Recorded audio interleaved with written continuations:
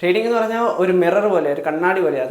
നമ്മളെ തന്നെ സെൽഫ് റിഫ്ലക്ഷനാണ് കാണുന്നത്. നമ്മുടെ ഇന്നർ ഡീമൻസ്, ഇമോഷൻസ് ഒക്കെ നമുക്ക് പല സിറ്റുവേഷൻസിനും ഹാൻഡിൽ ചെയ്യാൻ പറ്റാറില്ല. അതിപ്പം ലൈഫിൽ എന്ത് സിറ്റുവേഷൻ വന്നാലും നമുക്കതിനെ ഹാൻഡിൽ ചെയ്യാൻ അത്ര ശീലമില്ല. സോ ട്രേഡിങ് നമ്മളെ അത് പഠിപ്പിക്കും.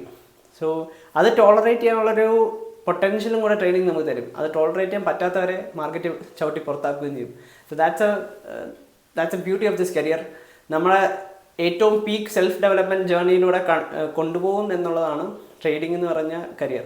അതിൻ്റെ എന്താ പറഞ്ഞത്, ഇതിൻ്റെ ഒരു ഷൈനി സൈഡ് മാത്രമാണ് സോഷ്യൽ മീഡിയ നിങ്ങൾ കാണുന്നത്. അതിനകത്തൊരു ഡാർക്ക് സൈഡ് കൊണ്ടുണ്ട്. എനിക്ക് തന്നെ എത്ര സിറ്റുവേഷൻസ് ഉണ്ടായിട്ടുണ്ടെന്നറിയോ.